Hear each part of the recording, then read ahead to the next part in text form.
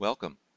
In this demonstration video, you will learn how to prepare and e-file a 6-month report or an annual report in your guardianship action in New Hampshire. Note that this demonstration concerns the case of an incapacitated person. If the ward in your case is a minor, the questionnaire will be slightly different. Log in using your username and password.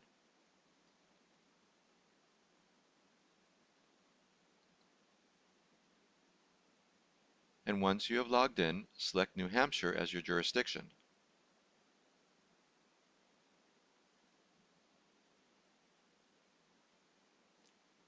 Indicate that you want to file into an existing guardianship case.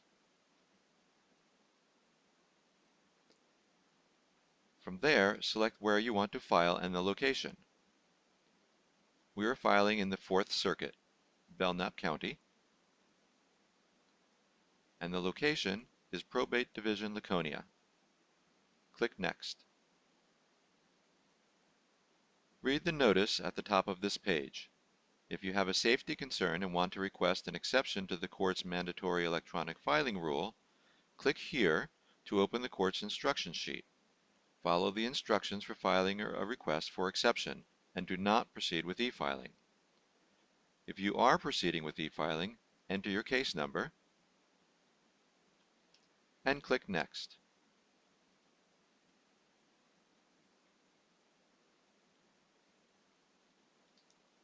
Your case number and case name will now appear. Click on the case number to continue.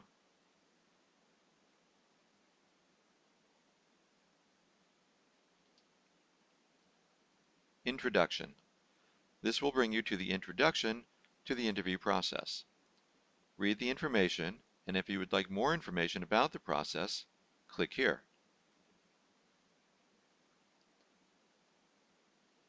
Once you have finished reading the information, click Close.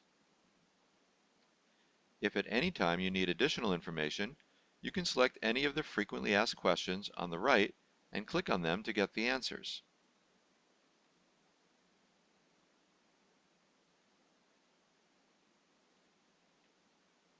Click Next to continue. Who is filing? Indicate who you are by selecting yourself from the list. Note that questions marked with an asterisk are mandatory. If you click Next without answering this type of question, you will get an error message. Of course, you can always add or amend your answer in this case. Questions without an asterisk are optional. If your name is not listed, you will not be able to add yourself during this process. In this situation, you should file your request on paper with the court. However, in this demonstration, we will select Leo Lee and then click Next. What would you like to file? Select File a 6-month report or annual report and click Next to continue. This will automatically take you to the next section, Filing Details. Contacts information. Check to make sure that your email and address are current. If you would like to update this information, check the box or boxes and enter your new information into the fields that open automatically.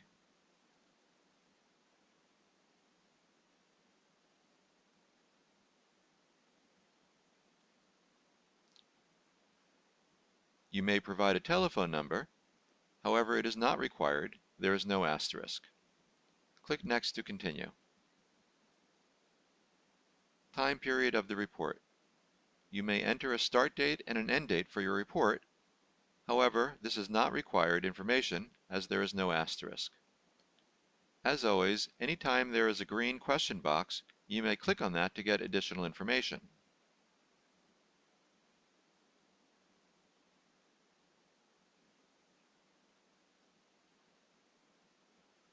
For our purposes, let's say the last report covered the dates that ended December 31st, 2014. So we will start this report on January 1st, 2015 and end it on December 31st, 2015. And click Next to continue. Ward's contact information. Check to make sure that the ward's contact information is current. If you would like to update this information, check the box or boxes and enter the new information in the fields that open automatically.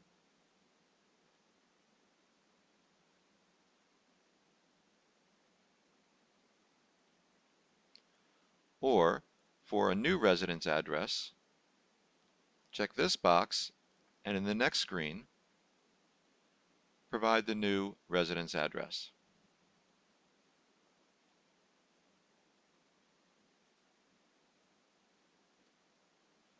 Again, you can provide a telephone number, it is not required, and click Next. Where does the ward reside? Select the type of facility where the ward resides.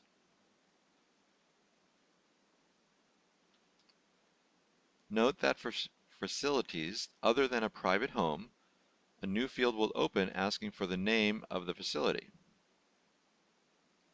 If you select Other, you will also have to describe the type of facility.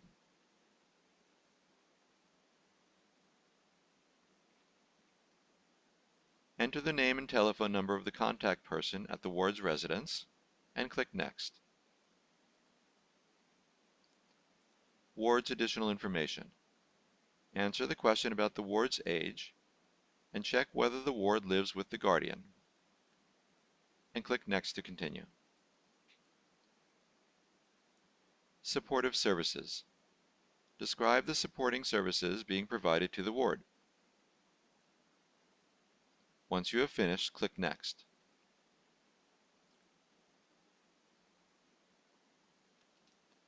Ward's care and treatment.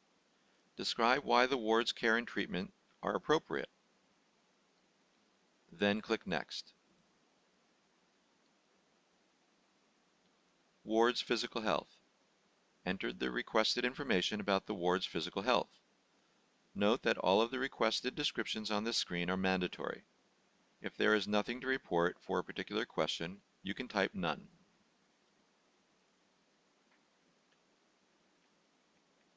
Once you have finished, click Next to continue.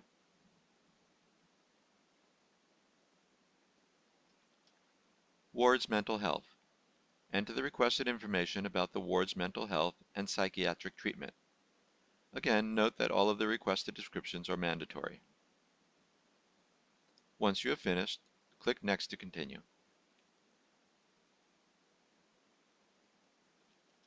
Changes in living conditions. Answer whether the ward's living conditions have changed. If the answer is yes, you will have to enter an explanation. For our purposes, we will say no and click Next. Proposed changes in plan. Enter the requested information about proposed changes in the ward's living situation. Then describe the guardian's proposed plan to preserve and maintain the ward's well-being. Once you are finished, click Next. Source of payment. Answer whether the guardian is being paid for his or her services. If the answer is no, you are now finished with this screen and can click Next to continue.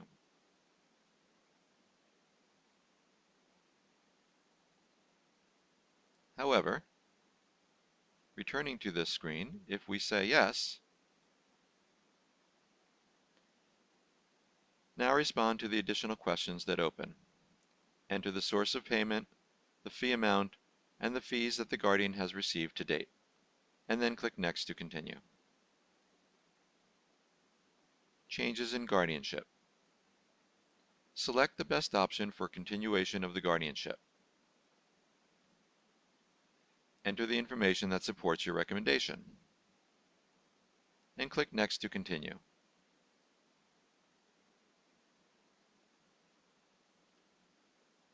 Additional fees. This brings us to Section 3 of the questionnaire. If you have not received an invoice and notice from the court to pay an additional fee, such as a default fee, click No and then click Next to continue.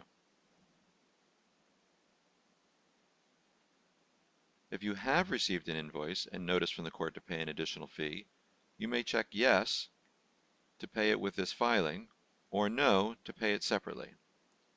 If you choose Yes, select the type of fee or fees that are due by checking the appropriate boxes.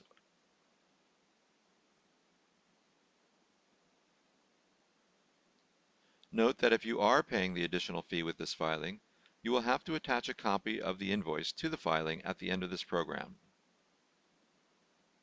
Click Next to continue.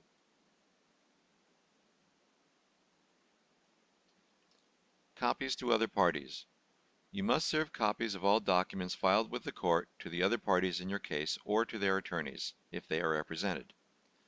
Check the parties to whom a copy of this filing will be delivered. If you see your own name on this list, do not check it. You may be listed twice if, for example, you play a dual role, such as both petitioner and guardian in this case. If a name is listed twice, you only need to check that name once. Click Next to proceed. Delivery options. For each person listed, select the correct e-service contact or email. Only parties without a listed e-service contact may be served by U.S. mail or hand delivery. Click Next after you have made your selections. Final review. Even though you haven't completed your application yet, the final review tells you that everything is good to go. Click Next once again. TurboCourt will now automatically generate your forms for you. You now have a completed form set, and it is given a unique TurboCourt form set number 40022. And you can view the forms by simply clicking the View link.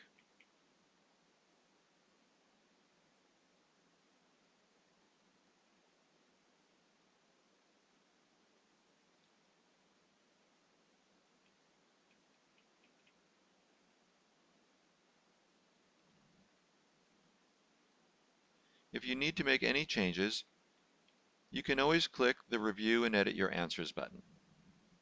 On the left, this shows you your estimated filing fee. The actual filing fee will be determined by the court. Now let's scroll down and look at the Your Documents section. Anytime you see this icon with the red exclamation point, this tells you that this is a required document.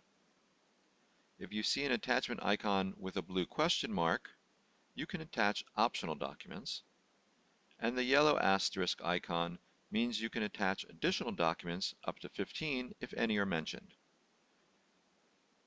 In this demonstration, we indicated that there is an additional fee for default. The invoice is a required attachment. Click Attach.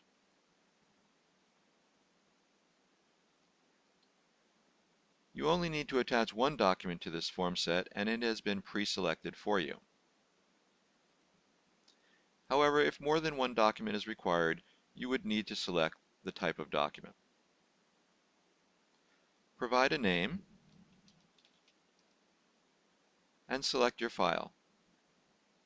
It must be a PDF. Click Save, and TurboCourt will process this document, making sure that it's a valid PDF. Here is your attached document. To attach an additional document, in the Additional Documents section, click Attach. Here you will need to select the document category. I will select Other, and then the document type, and once again I'll select Other, and provide a name for this document.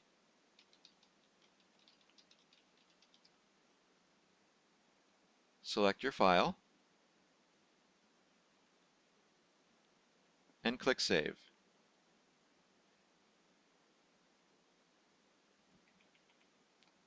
Once again, TurboCourt will make sure that it is a valid PDF, and here is your attached additional document.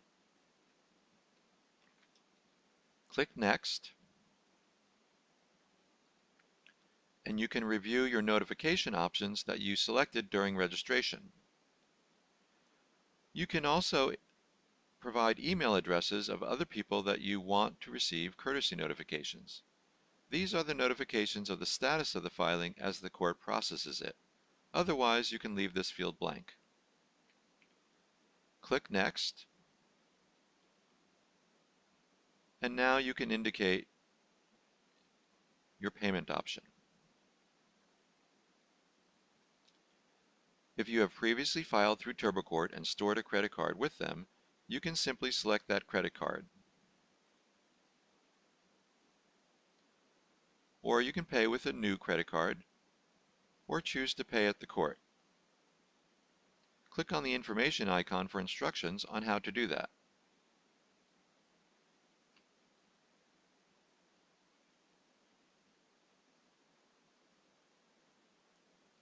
Note that if you choose the Pay at Court option, your form set is not considered filed until the court has actually received your payment, and if the payment is not received within 5 days, the form set will be deleted. Now read the user agreement and check the box that you agree to it. Provide your name for e-filing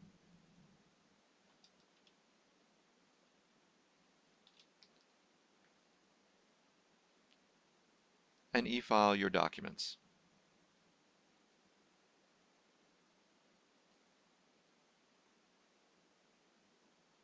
You now have TurboCourt form set number 40022 that has been submitted to the court. Its status is filing pending. Once the court processes that, it will change to delivered, and ultimately will change to accepted after it is accepted by the court. You can look at any messages that are automatically being sent to you by the court through TurboCourt. Simply click on the message to read it, and once done, mark it as being read. You'll notice that in the time it took to read the message, the status of the filing went from filing pending to delivered. And you're done. Now you're simply waiting to find out the status of the court's processing of your submission. Congratulations.